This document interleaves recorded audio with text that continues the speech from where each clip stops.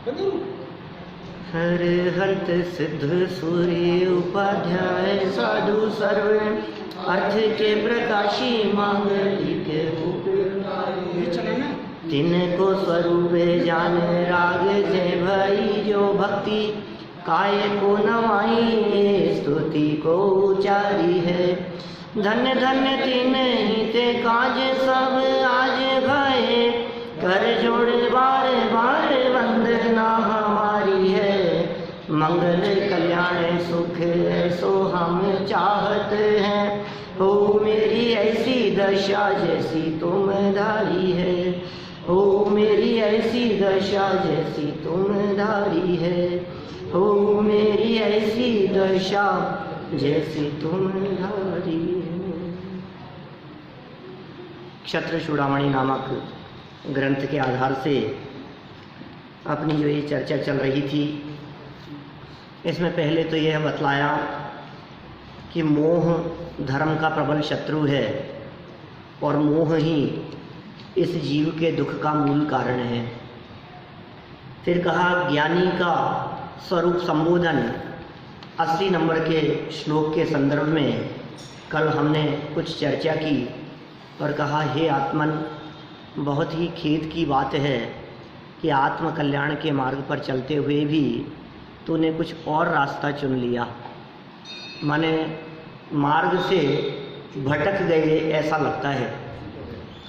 देखिए, बहुत से लोग तो युवावस्था में धन के पीछे भागते रहते हैं। 90%, 95%, 99% लोग सब धन के पीछे भागते हैं। लेकिन एक स्थिति ऐसी आती है जीवन में जब धन की चाह बहुत नहीं होती, फिर नाम की चाह शुरू हो जाती। फिर वो धन को नाम के लिए खर्च करना चाहते हैं। पर बहुत हो गया, कमा लिया हमने, सब कमा लिया, लेकिन अब समाज में हमारा क्या स्टेटस है, लोग हमें जानते हैं या नहीं। फिर दान दे करके, फिर पद चाहिए हमारे को, फिर प्रतिष्ठा के पीछे भागता है, फिर इमेज इज्जत के पीछे भागता है। कहने का मतलब यह है कि भाग तो बाहर की तरफ ही रहे हैं, लेकिन दिशा थोड़ी बदल जाती है। सहज है ये, आप किसी भी व्यक्ति को देखना दुनिया में, सबकी यही स्थिति है। जिस समय पढ़ाई लिखाई पूरी करने के बाद फिर ऐसा लगता है जॉब हो, बिजनेस हो, फिर बिजनेस सेटलमेंट हो, फिर अच्छा धन वैभव पैसा हो जाए तो नहीं, अब इसको दिखाओ, अब उस पैसे का प्रदर्शन, माने वो पैसा मेरे पास में है, ये जब तक औरों को पता ना लगे तब तक उस पैसे का क्या मतलब। मेरे हाथ में इतना मोबाइल है और कोई कहे कि इसको वो कवर जो होता है ना बैग जैसा, उसमें डाल लो, बोले इसलिए थोड़ी ना खरीदा है। माने वो कवर भी लगाएं तो ऐसा लगाएं जिसमें पीछे वो आधा कटा हुआ एप्पल दिखे, नहीं वो एप्पल नहीं दिखे क्या, तो इतना 80,000 रुपये लगाने का क्या मतलब निकला, लाख रुपए लगाने का क्या मतलब निकला। पारदर्शी दिखे होना चाहिए। मेरा कहने का मतलब यह है कि भाई हम सब बाहर की तरफ भाग रहे हैं। यहाँ आचार्य देव बहुत करुणापूर्वक हमारे से निवेदन कर रहे हैं कि तेरी इस दौड़ का कहीं अंत नहीं है। पहले मंदिर लेवल पे बढ़ना चाहता है, फिर शहर लेवल पे बढ़ना चाहता है, फिर प्रांत और देश के लेवल पर अपना नाम करना चाहता है, फिर सोचता है दुनिया में हो जाए, फिर मतलब कहीं ना कहीं इस दौड़ का कहीं अंत नहीं है। इसलिए बाह्य मान सम्मान और पंचेंद्रिय के विषय, कल जो लाइन हमने पढ़ी थी, या तो बाहरी मान सम्मान और पंचेंद्रियों के विषय और व्यवहार धर्म प्रभावना भी शामिल कर ली उसमें। मान सम्मान तो लौकिक भी हो सकता है, क्योंकि मान सम्मान का अर्थ धर्म क्षेत्र से ही संबंध नहीं है। मान सम्मान तो किसी भी क्षेत्र में हो सकता है ना। राजनीति के क्षेत्र में भी मान सम्मान चाहता है, यदि कोई मेडिकल लाइन में है तो डॉक्टर बनकर के भी मान सम्मान चाहता है, इतना बड़ा डॉक्टर हो जाऊं।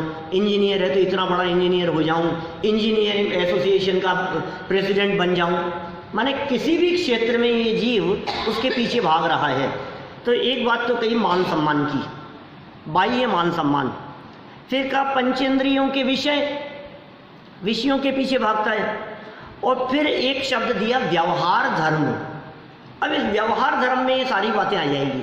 ऐसा विधान कराएंगे हम, लोग देखेंगे। जयपुर में आज तक कभी ऐसा विधान नहीं हुआ होगा। मंदिर का नाम होना चाहिए। मंदिर का नाम तो बोलता है, मंदिर के माध्यम से अपना नाम करना चाहता है। क्या सही बात तो ये अंदर में छिपी हुई बात क्या है, बताओ मेरे को। मंदिर के नाम से किसको क्या मतलब है कि नहीं भगवान महावीर स्वामी का नाम करूँगा। भगवान महावीर स्वामी का नाम, वो 3 लोग के नाथ है, उनका नाम हम क्या रोशन करेंगे। उनको तो दुनिया जानती है, भगवान महावीर स्वामी को तो ये बोल कि उनके माध्यम से मैं थोड़ा सा अब अपना नाम बढ़ाना चाहता हूँ। भाई ये मोह कर रहा है इसमें। देखिए विशेषार्थ आगे बढ़ते हैं। जैसे मनुष्य को अपने जीवन की स्थिरता के लिए श्वासोश्वास अनिवार्य है, जिंदा रहने के लिए श्वास रुक जाए, नाक बंद कर लिया, गला दबा दिया, श्वास ही तो रुक गई है ना, ये जीवन के लिए अनिवार्य है, बाह्य निमित्त है। वैसे ही मोक्षार्थी मनुष्य के लिए आत्मकल्याण अर्थात वीतरागता, मोक्ष मार्ग प्रकट करना तथा उसे दिन प्रतिदिन बढ़ाते जाना अनिवार्य है। जो आत्मार्थी है, जिसको सच में धर्म करना है, जिसे दुनिया से मतलब नहीं है, जिसे बाहरी लोगों से मतलब नहीं है, जिसे प्रदर्शन नहीं आत्मदर्शन चाहिए। हमें प्रदर्शन नहीं चाहिए है, हमें आत्मदर्शन चाहिए। ऐसे व्यक्ति देखो आप, नहीं साहब तीर्थंकर बन जाऊं, सारी दुनिया में नाम हो जाए। सुनो, तीर्थंकर की तुलना में उससे कितने कितने गुने ज़्यादा जीव, अनगिनती जीव जो मोक्ष चले गए, कौन जानता है उनको। आप यदि चौथे काल की बात करो तो उस चौथे काल में तीर्थंकर तो 24 ही हुए ना, चौथे काल में तो 23 ही हुए हैं। ऋषभदेव तो पहले तीसरे काल में हो गए थे। तो कुल मिलाकर के इस काल में 24 तीर्थंकर हुए। तीर्थंकर तो 24 ही हुए हैं, लेकिन बाकी जो जीव मोक्ष गए हैं, हर 6 महीने 8 समय में 608 जीव मोक्ष जा रहे हैं। कोड़ा कोड़ी सागर का काल है, एक कोड़ा कोड़ी सागर का 42,000 वर्ष का कोड़ा कोड़ी सागर हो गया लगभग। इतने लंबे काल में, कोड़ा कोड़ी सागर के काल में, साल में 1200 जीव, अब लगाओ कितने जीव मोक्ष गए होंगे। हम आचार्यों की बात करते हैं, मुनिराजों के नाम की बात करते हैं, हमें वही मुनिराज ज़्यादा पसंद आते हैं जिनका नाम हो, जिनकी प्रसिद्धि हो। लेकिन संघ में ऐसे भी तो बहुत से मुनिराज हो सकते हैं जिनकी ख्याति प्रसिद्धि नहीं हो, लेकिन ज्ञान ध्यान में लीन रहते हों, साधना में मग्न हैं।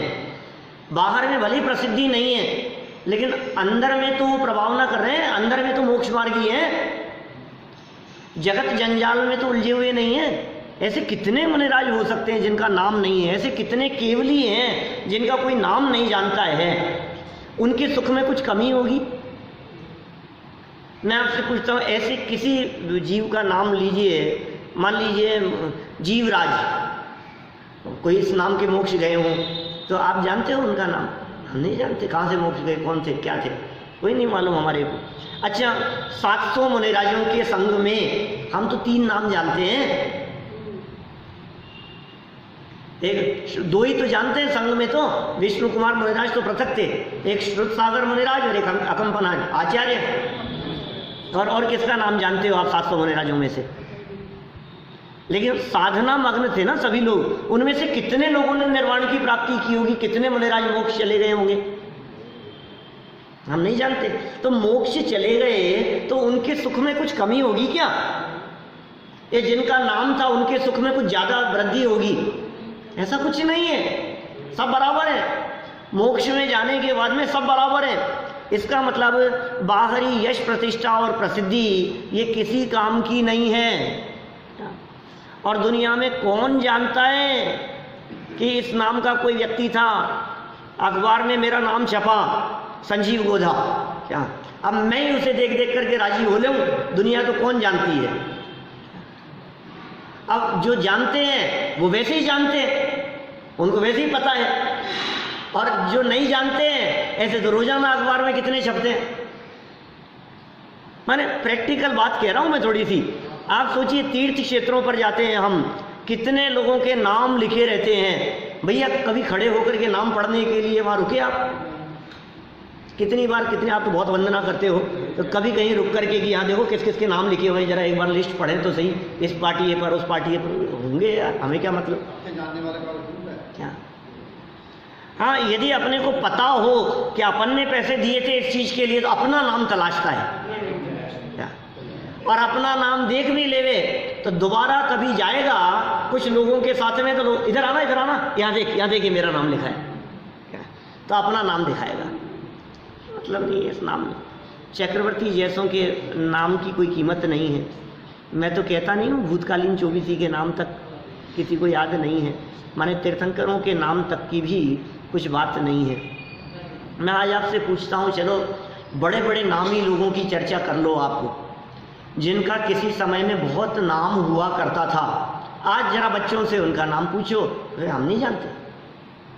अभी मैं आर्यन से पूछूं ना, धर्मेंद्र को जानता है, अशोक कुमार को जानता है, देवानंद को जानता है, ये कौन है, ये किसके नाम ले रहे हो आप?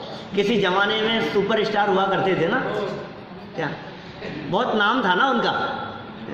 मनोज कुमार की बात कर लो, चाहे हमारे पिताजी के मुंह से तो देवानंद 50 बार सुनते रहते हैं। माने मेरे कहने का मतलब है कितना नाम, पूरे हिंदुस्तान में नाम है उनका। अरे क्या नाम, 10 साल बाद में तुम्हें कोई जानेगा नहीं, कौन हो आप? कोई नहीं जानता है किसी को, सब भूल जाते हैं, किसी को किसी से कोई मतलब नहीं है। मैं आपसे कहता हूँ, हमारे यहाँ इस मंदिर में 40 साल प्रवचन किए पंडित जी संतोष जी झांझरी जी ने क्या। आज पुराने लोग जानते हैं लेकिन याद कौन करता है उन्हें क्या, बहुत कम है ना। वो तो समझ लो आप, अपना कुछ रिलेशन है कि अपना उनसे लगाव था इसलिए अपन उनको याद कर लेते हैं। कभी कभी किसी प्रसंग में कभी कोई उनका वाक्य याद आ जाता है, उनकी कही हुई बात हमारे को याद आ जाती है तो हम स्मरण कर लेते हैं। बाकी कौन किसको पूछता है। बड़े मंदिर के मंत्री, अरे तेरे से पहले 300 साल में ना मालूम कितने मंत्री आगे चले गए तो नहीं जानता किसी और मंत्री का नाम है। और तो सोचे कि मुझे याद करे लोग, कौन किसको याद करे। ये क्या कह रहे हैं, आत्म कल्याण की भावना रखने वाले व्यक्ति वीतरागता मोक्ष मार्ग प्रकट करना और दिन प्रतिदिन उसे बढ़ाते जाना, ये आत्म कल्याण के लिए अनिवार्य है। क्योंकि आपने जो रास्ता चुना है वो रास्ता आगे बढ़ करके कहाँ जाएगा, वो उसके लिए रास्ता भी तो वही होना चाहिए ना, उसी दिशा में कदम बढ़ने चाहिए कि नहीं हमारे। देखो फिर कहते हैं उनका जीवन क्रम ही मोक्ष मार्ग रूप बन जाता है, उनका जीवन क्रम बन जाता है ऐसा मोक्ष मार्ग रूप। हमने दुनिया में बहुत से लोग, मेरी निगाह में अभी भी ऐसे लोग कुछ घूम रहे हैं जो लाखों करोड़ों रुपया दान देते हैं, कभी उनका नाम किसी पत्रिका में नहीं छपा और कभी वो मंच पर नहीं चढ़े। ऐसे लोग हैं। बोलो, हमारे लोग उनका नाम तो जानते हैं बहुत से लोग, लेकिन शक्ल से आज भी उनको नहीं जानते कि कौन है। सभा में आकर के बैठ जाए ना तो आप पहचान नहीं पाओ कि अच्छा ये, अच्छा मालूम हमें तो जानते नहीं थे इनको, ये व्यक्ति। ऐसे लोग हैं बहुत सारे। काम करते हैं, काम करने वाले का नाम तो होता ही है। मैं ये नहीं कह रहा हूं कि उसका नाम नहीं होना चाहिए, लेकिन नाम के पीछे भागना नहीं चाहिए। क्या नाम होगा तो होगा, कौन रोकेगा उसको रोकने वाला कौन है।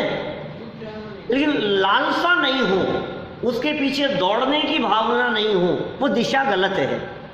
ठीक है ना। और सुनो, एक बात और मार्मिक बात कहता हूं, जिनका जितना नाम होता है ना उनके विरोधी उसी मात्रा में बढ़ते जाते हैं। ये बिल्कुल 100% है ये बात, 100% कह रहा हूँ, 99 भी नहीं कह रहा। जो व्यक्ति जितना आगे बढ़ता चला जाएगा, माने जैसे जैसे वो व्यक्ति आगे बढ़ रहा है, माने वो तो इधर बढ़ रहा है, उसको चाहने वालों की संख्या बढ़ रही है, जैसे जैसे उसको चाहने वालों की संख्या बढ़ रही है, लोगों के दिलो दिमाग में उसको लेकर के खुशी है, वैसे वैसे उसको नहीं चाहने वालों की संख्या या उसके प्रति विरोध भाव रखने वालों की संख्या वो भी बढ़ती जा रही है। ये बिल्कुल पूरे जगत में ऐसा ही चलता है। किसी कोई एक तो बतला दो जो सर्वसम्मति वाला ऐसा व्यक्ति हो दुनिया में। नरेंद्र मोदी बहुमत से जीता ना, क्या है? कितना समर्थन उसको, अच्छा कितना समर्थन, तो लोग उसके विरोध में भी खड़े हुए थे या नहीं? इलेक्शन के अंदर दूसरी पार्टी में भी लोग थे या नहीं? उनका समर्थन था क्या उसको? भले ही हार गए हों, क्या क्या समर्थन तो नहीं था क्या? 8 लाख में से 5 लाख ही तो मिले, 3 लाख तो दूसरों को मिले ना। तो इसका मतलब 3 लाख लोग तो नहीं चाहते थे उसको। किसी भी जगह पर लगा लो आप, माने कोई व्यक्ति को जैसे जैसे वो व्यक्ति सोच रहा है मैं बढ़ रहा हूं, मैं बढ़ रहा हूं, भैया तेरी टांग खींचने वाले, तेरे से जलने वाले लोग, उनकी संख्या बढ़ती जा रही है। चिढ़ने वाले लोग और तुम्हारे मुंह पर प्रशंसा करें और मन ही मन सोचे ये क्यों बढ़ रहा है, ये क्यों बढ़ रहा है, ये क्यों, दूसरा क्यों नहीं। ऐसे ऐसे होती है स्थिति। संभालने के लिए सारी स्थितियां, जीवन का क्रम उन जीवों का मोक्ष मार्ग में बन जाता है जो जीव वीतरागता के मार्ग पर आगे बढ़ते हैं। सावधानी हटते ही मोह राग द्वेष रूप परिणामों की दुर्घटना घटित होने लगती है, क्योंकि है तो संसारी प्राणी ना। अभी ये बात समझ में आ गई, फिर थोड़ी देर बाद में खुद को ही लगता है यार थोड़ा तो होना ही चाहिए। आगे आगे रहते तो संसार में ही है ना, क्या यार इतना पैसा दिया यार, हमारे नाम की घोषणा नहीं करी उन्होंने, तो यार तुम तो ये कह रहे थे कि नाम में क्या दम है और अब तुम ये बात कह रहे हो। ये नहीं, बात तो सही है, नाम में कुछ दम नहीं है, लेकिन फिर भी कुछ तो चाहता ही है। तो कह रहे हैं जैसे ही सावधानी हटी, जैसे ये तत्वज्ञान रूप परिणामों से थोड़ा सा बाहर आ गया, वैसे ही राग हावी हो जाता है, मोह हावी हो जाता है, द्वेष हावी हो जाता है, इन परिणामों की दुर्घटना होने लगती है। ऐसा अपने आप ही होने लगता है। इस प्रकार की परिस्थितियों में साधक सहज ही उक्त पद्धति से अपने को स्थिर करने का प्रयत्न करता है। साधक जीव अपने आप को स्थिर करने का प्रयत्न करता है। एकदम मोह हावी होता है तो लगता है नहीं नहीं मेरे को पूछते ही नहीं हो आप, और फिर 5 मिनट बाद में उसे लगता है तू पागल है, कहाँ अटक रहा है, कौन से मान सम्मान में अटका हुआ है, तुरंत ही समझ जाता है। ये साधकों की बात कह रहे हैं यहाँ। अब उसमें साधकों में मुनि भूमिका वालों की तो बात नहीं होगी, लेकिन पंचम गुणस्थान वाले हैं, चौथे गुणस्थान वाले हैं, या सम्यक दर्शन की प्राप्ति के लिए प्रयत्नशील हैं, सम्यक तो सन्मुख हैं, ऐसे जीव जिन तत्व देखो कषाय नहीं करनी चाहिए, गुस्सा नहीं करना चाहिए। अब गुस्सा नहीं करना चाहिए तो गुस्सा आता है कि नहीं, कभी आएगा कि नहीं कभी? ये नहीं मैंने तो त्याग कर दिया, आज के बाद मुझे गुस्सा कभी नहीं आएगा। कि तू होता कौन है उसको रोकने वाला? आ जाएगा तो ये आ गया तो आ गया, अब मैं क्या करूं? तो ये कह रहे हैं यहाँ ये तत्वज्ञान के अवलंबन से संभालने का प्रयास करता है अपने आप को, और ऐसे संभालता है कि यदि क्रोध आ भी गया, मान लो गुस्सा आ भी गया, हमने पलट करके सामने जवाब भी दे दिया और बहुत गुस्सा भी था, लेकिन आपका वो गुस्सा तत्वज्ञानी आत्मार्थी का, साधक जीव का वो क्रोध वो लंबे समय तक चलता नहीं। अभिमान का भाव आ गया, घमंड दिखाई दे रहा है, लेकिन वो घमंड ज्यादा समय टिकता नहीं है, क्योंकि उस वस्तु स्थिति को वो जानता है ना। स्थिर करने का प्रयत्न करता है। ये साधक है जो उपयोग को स्थिर करना चाहता है। पर पदार्थों में इष्टानिष्ट की मिथ्या कल्पना, ये सिद्धांत हैं। जैसे मान लो आप ये सब उपदेश दिए जा रहे हैं, ज्ञानियों के माध्यम से उपदेश दिए जा रहे हैं। जीवनधर स्वामी के जो पिता हैं सत्येंद्र स्वामी, वे इस प्रकार का चिंतन कर रहे हैं। ज्ञानियों के द्वारा इस तरह का चिंतन चलता है। पदार्थ पर पदार्थ, इष्ट और अनिष्ट, इष्टानिष्ट झूठी कल्पना है। दुनिया का कोई पदार्थ अच्छा बुरा नहीं होता। पदार्थ तो पदार्थ है। इसको लगता है बहुत अच्छा है, बहुत अच्छा है, बहुत अच्छा है। बोलो आपको राजा बना दें जुड़िया, कैसा लगेगा? अच्छी बात है राजा बना दें तो, लेकिन सुनो माथे पे मुकुट पहनाएंगे ना, वो कांटों का होगा। वो ताज। अरे यार क्या कर रहे हो? आपको बहुत बड़ी पदवी दे दी जाए और आप उसके लिए खुश हो रहे हैं और तुरंत ये कहा कि ये पदवी जिसको मिलेगी उस व्यक्ति को 3 महीने बाद फांसी पे चढ़ाया जाएगा। बोलो कौन कौन तैयार है? बॉडीगार्ड से बंदा भी रखता है। प्रैक्टिकल सोचो उस चीज को। अभी जिस चीज के बारे में आप, अब मैं ये पूछ रहा हूं कि वो जो पद जिसकी तरफ सबका मन ललचा रहा था वो इष्ट है या नहीं है? जैसे ही आपको उसके बाद की स्थिति पता लगी वो अनिष्ट हो गया। इसका मतलब वो चीज इष्ट अनिष्ट नहीं है, हम अपने भ्रम से ही जगत में उन पदार्थों को इष्ट अनिष्ट समझते हैं। ये यहाँ बतलाना चाह रहे हैं 81 नंबर के इस श्लोक में। देखिए मूल श्लोक पढ़ते हैं अपन। इदमिष्टमनिष्टं वेत्यात्मन् संकल्पयन् मुधा किं मुमुह्य सेवाये स्वस्वन्तं स्ववशीकुरु।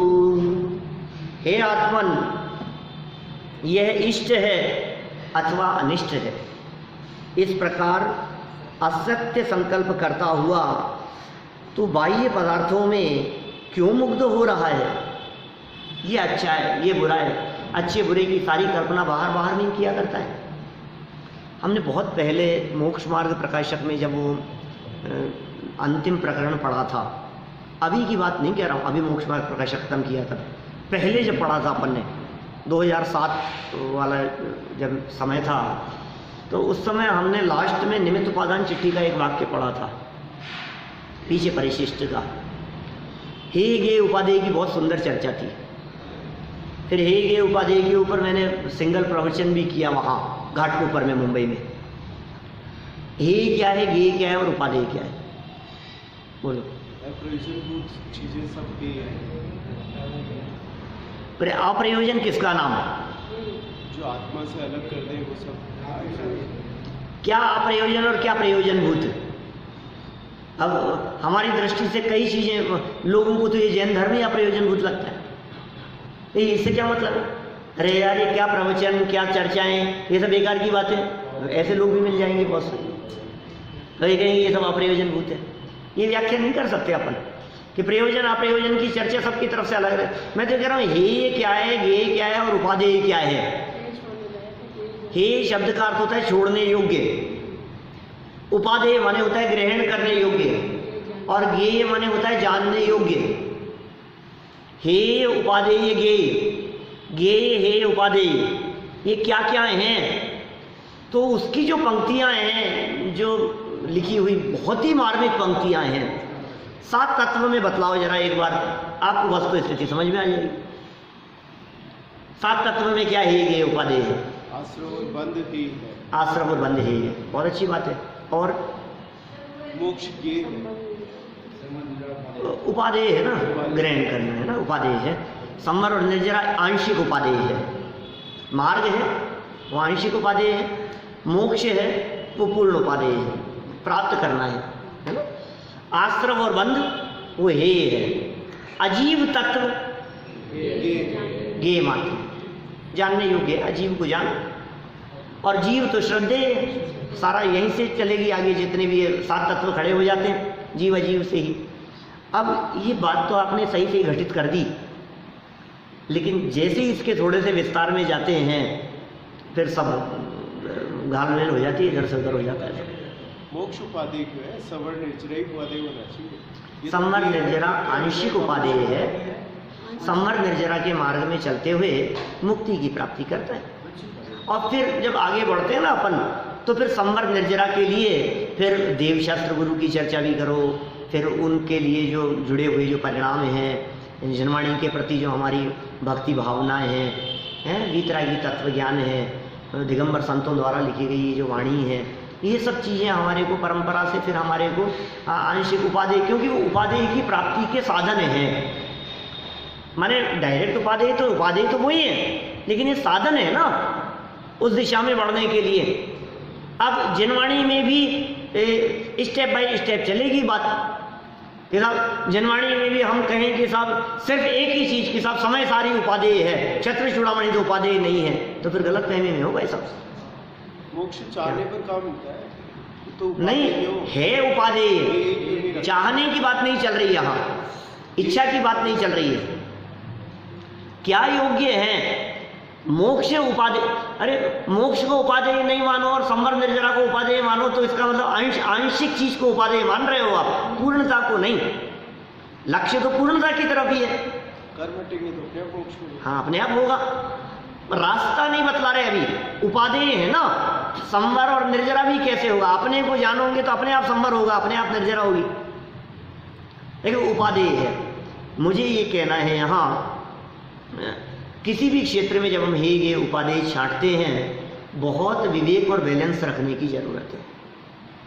माने यदि विवेक और बैलेंस नहीं रखा ना तो बहुत गड़बड़ी हो जाएगी। अभी जब हमने कहा अजीव तत्व ज्ञेय मात्र है, अजीव ज्ञेय है, अब हमने आपसे पूछा बोलो टीवी हेय है, ज्ञेय है या उपादेय है? हेय है। अब हमारा ये पूछना है कि टीवी जो था वो क्या है? अजीब है। एक अपेक्षा से है, एक अपेक्षा से की। नहीं नहीं नहीं, अभी सुनो, अभी बता रहा हूं आपको। टीवी है, राग जोड़ता है, वो अजीब है, वो अजीब है और अजीब ज्ञेय मात्र होता है। अब आप कह रहे हैं राग दौड़ता है, राग आश्रव तत्व है और टीवी अजीब तत्व है। टीवी के प्रति जो राग है ना, बारीक समझना पड़ेगा ना उस चीज को। लड्डू क्या चीज है बोलो? लड्डू खाने योग्य है या नहीं है? लड्डू है उपादेय है? लड्डू तो गेय है, लेकिन लड्डू खाने का राग वो है। समझ में आ रही है बात? आलू है या उपादेय है? आलू तो गेय है। आप समझ रहे हैं? मेरे 10 लक्षण धर्म के प्रवचन सुने कि नहीं अभी लंदन वाले? क्या में की है मैंने चर्चा उन प्रवचनों में। ये चर्चा काफ़ी देर मैंने ये चर्चा उठाई है। मेरे ख्याल से संयम धर्म के दिन के त्याग धर्म के दिन ऐसे कहीं बीच में ऐसी चर्चा आई है कि आपको क्या लग रहा है? अरे नहीं आलू तो है, आलू है और लड्डू उपादेय है।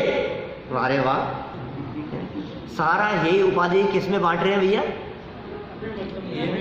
ये में बांट रहे हैं। क्या हो गया है? जो जगत के पदार्थ हे मात्र थे, गे मात्र थे, उनमें हमने हे उपादेय का बंटवारा कर दिया और जो असली में हे और उपादेय थे उनकी खबर ही नहीं है। वहां बहुत सुंदर लाइन आई है कि तेरे अंतरंग परिणामों की जो विकृति है, तेरा जो विकार भाव है वो तो हेय है और निज द्रव्य की जो शुद्धता है वो उपादेय है। माने हेय और उपादेय ये दोनों अंदर में लगते हैं। ये बाहर में कह रहा है इसको हटाओ और इसको जोड़ो, कुछ को लेना चाहता है, कुछ को हटाना चाहता है। सारे दुनिया के पदार्थों में हेय उपादेय का बंटवारा कर रहा है, जबकि ये कह रहे हैं दुनिया के सारे पदार्थ ज्ञान के गेय मात्र हैं और कुछ नहीं है। बोलो, बातें थोड़ी सी गंभीर है ना? आप लोगों को नींद न आ जाए इसलिए आगे बढ़ता हूँ।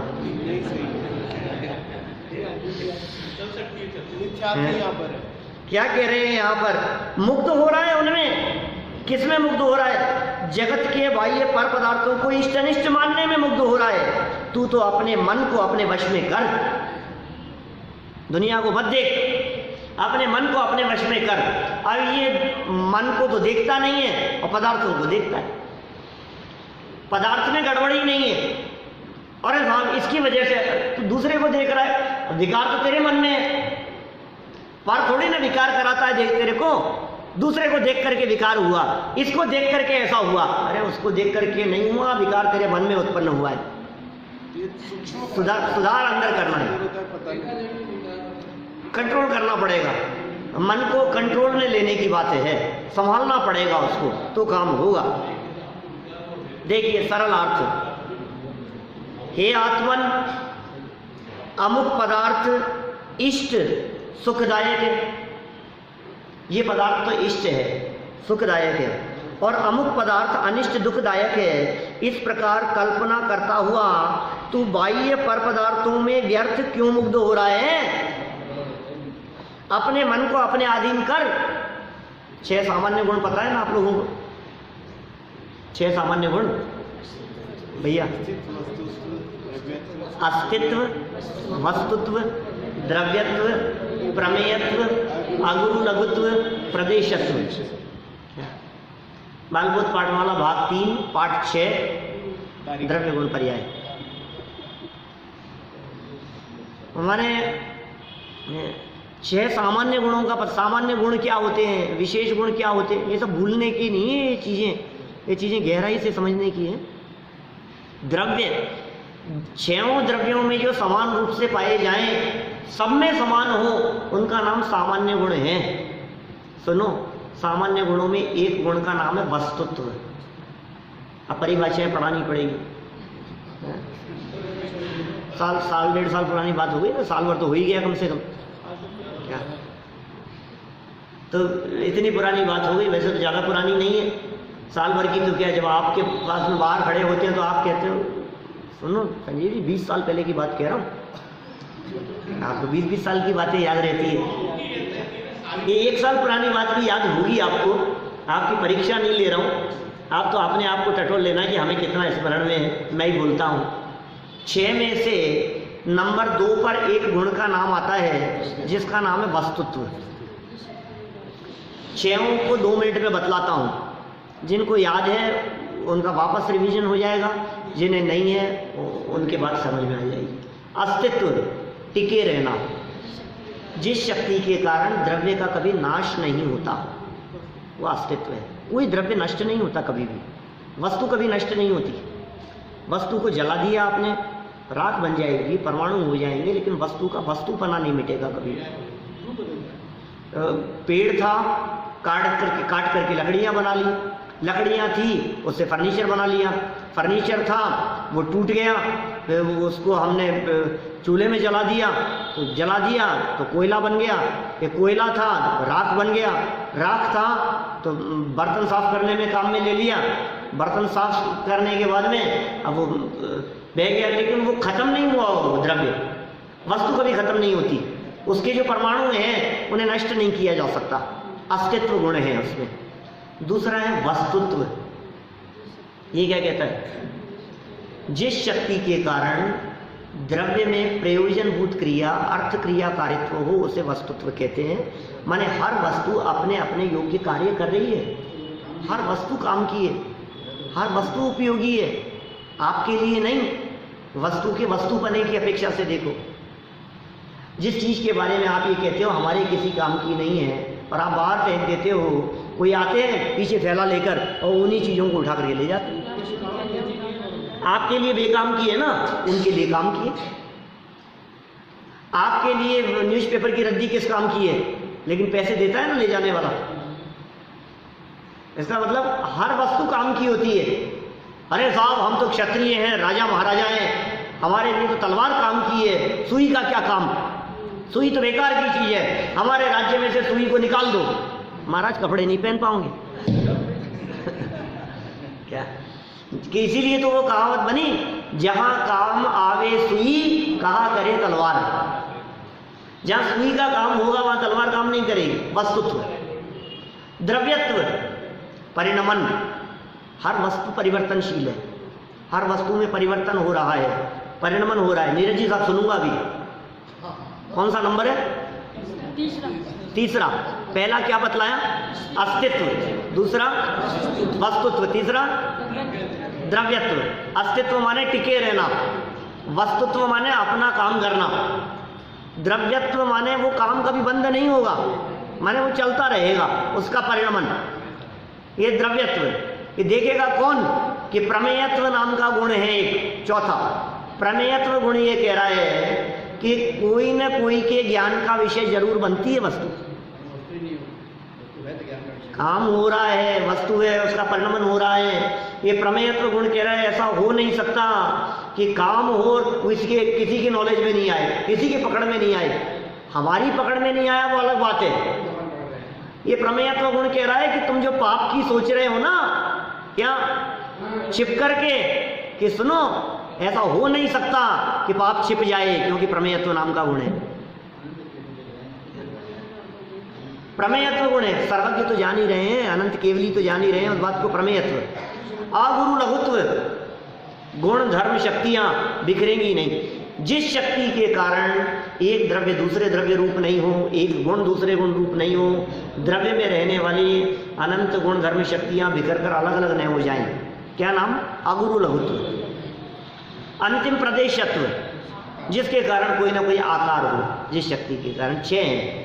यहाँ कौन सा लागू हो रहा है? वस्तुत्व। वस्तुत्व माने प्रयोजनभूत काम, वस्तु काम की है, ये कहना चाह रहे हैं यहाँ। तो ये कह रहे हैं हर वस्तु काम की है, तू कह रहा है ये काम की है और ये बेकाम की है, तू जबरदस्ती छांट रहा है। अपने मुंह से किसी को काम की कहता है, किसी को बेकाम की कहता है। अपने मन को अपने अधीन कर, देखो विशेषार्थ पढ़ते हैं।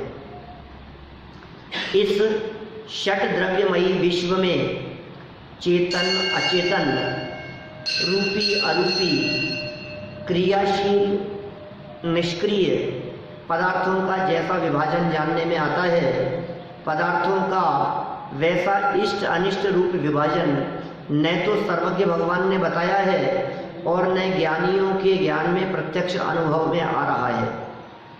अज्ञानी अपनी मति कल्पना से ही वस्तुओं या पदार्थों को इष्ट अनिष्ट मानता है। क्या क्या कुछ समझ में आई? क्या कह दिया यहाँ? कितना स्पष्ट शब्दों में ये बात कही है। इस विश्व को 2 भागों में बांटो। विश्व तो समझ गए ना आप? विश्व किसे कहते हैं? विश्व की परिभाषा बतलाओ। बालबोध पाठमाला भाग 2, तो सामान्य गुण की चर्चा 3 में थी, ये भाग 2 का छठा पाठ है। द्रव्य, विश्व किसे कहते हैं? 6 द्रव्यों के समूह को विश्व कहते हैं। 6 द्रव्य हैं, 6 द्रव्यों को विश्व कहते हैं। इस विश्व को 2 भागों में बांटो। क्या क्या बांट सकते हो बोलो? विश्व को चेतन अचेतन कह सकते हैं अपन, माने पूरे विश्व के पदार्थों में से कुछ तो चेतन है, माने जीव हैं, और बाकी कैसे क्या अजीव। चेतन अचेतन को दूसरे शब्दों में कहें तो हम कह सकते हैं जीव अजीव, 2 में बांट दिया। दुनिया में कोई वस्तु या तो अजीव होगी या कोई वस्तु जीव होगी, इनके अलावा नहीं हो सकती है। तो जीव अजीव में बंटवारा कर दिया। आगे बढ़ो, और भी कोई मतलब? रूपी अरूपी। रूपी अरूपी, अच्छा जीव अजीव में बंटवारा करें तो कैसे बटेंगे? 6 द्रव्य।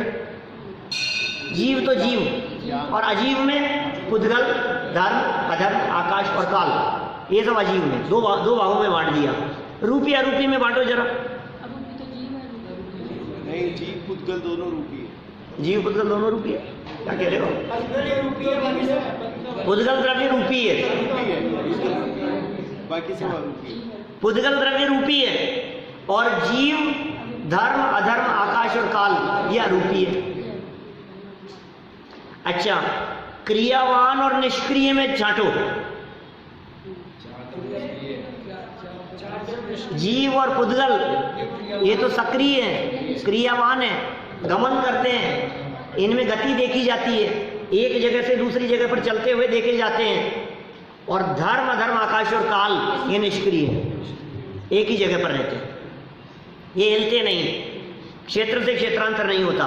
ऐसे बहुत तरह का बंटवारा हमने द्रव्य की चर्चा करते समय पढ़ाया था, बहुत विभाजन करके बतलाए थे अलग अलग तरह से। समझ लो आप कायवान, जो कायवान नहीं है, जिन्हें हम क्या कहते हैं? अस्थिकाय और अनस्थिकाय, ऐसे बहुत तरह के बंटवारे किए थे हमने। लोकव्यापी और अलोक में रहने वाला, मूर्तिक अमूर्तिक अपन ने कह दिया, ऐसे बहुत तरह की चर्चाएं की थी, वो वापस वहीं देखना पड़ेगा आपको। लेकिन कहीं भी शास्त्रों में इस विश्व का बंटवारा इष्ट और अनिष्ट में नहीं किया गया। जीव अजीव का बंटवारा तो मिलेगा आपको, इष्ट अनिष्ट में बंटवारा नहीं मिलेगा। अब क्या करना है? इष्ट अनिष्ट में बंटवारा नहीं। तीर्थंकर उन्होंने तो किया ही नहीं है, आचार्यों ने भी नहीं किया है, और ज्ञानियों का अनुभव में भी नहीं आ रहा है। इष्ट अनिष्ट का बंटवारा हो सकता ही नहीं है। कौन सी चीज के बारे में आप ऐसा कह सकते हो कि ये चीज तो 100% अनिष्ट है? बोलो। कह तो दो किसी के बारे में कि अनिष्ट है। जहर इष्ट है कि अनिष्ट है? ये सब जहर तो अनिष्ट है।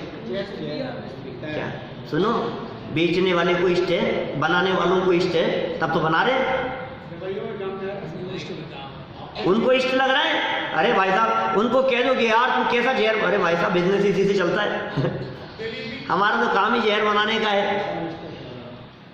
बड़ी बड़ी औषधियों के रूप में उन जहर का काम लिया जाता है। और सुनो, आप लोगों को भी जहर इष्ट लगता है।